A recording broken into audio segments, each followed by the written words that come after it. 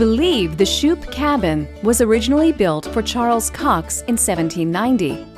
While at first glance this home may look much like the others in the village, a closer look will show a different type of construction. The horizontal logs here are held together by holes cut in the vertical posts.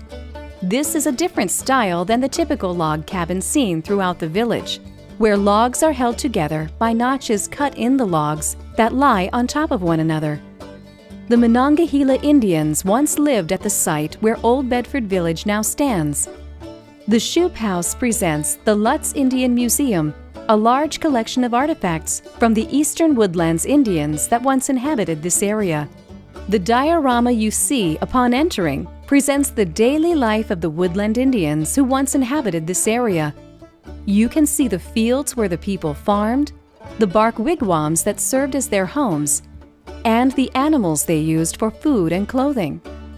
Farming was a very important development. When people learned to farm, they became less dependent on following herds of animals. As a result, villages began to form. 3 of the most important crops were beans, corn, and squash, including pumpkins. These crops were known as the 3 sisters because they were planted together. The corn stalk provided support for the bean vines to grow. The broad leaves of the squash shaded the roots of the corn, helping the soil to retain moisture. Take some time to read the card here for additional information about the diorama. It can be fun for children of all ages to guess at what these tools were used for, so feel free to pause this tour, ignore the descriptions for now, and take your best guesses. After you have done this, resume the tour to learn the uses of some selected artifacts. Among the artifacts you will see here are stone celts, gorgets, and banner stones. Celts were a cutting tool used by Native Americans beginning in the Archaic period about 10,000 years ago. While they do not have a groove to allow for attaching to a handle as seen on some axe heads, a notch would have been cut into the wooden handle to hold the celt in place. They would also be used as a handheld tool or used as a wedge for splitting logs.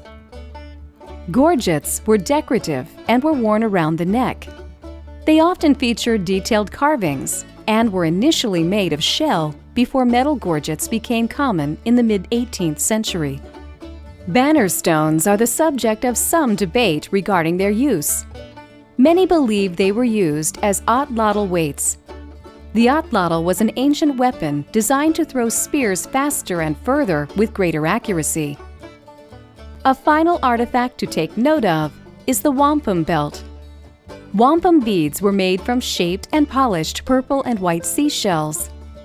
Many people think wampum was used as currency, and while that was sometimes true, it was more effective as a tool for communication.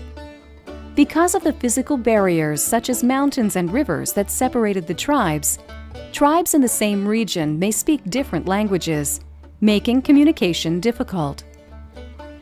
This was even more true when Native people began trading with European settlers.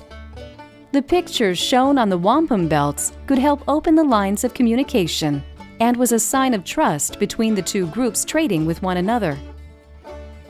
The belt seen here is a reproduction of a belt presented to William Penn to symbolize the strength of the Native Americans living in Pennsylvania and Penn, who governed his colony according to his Quaker beliefs, by treating the American Indians with kindness, signing treaties with Indian leaders, and paying them for land.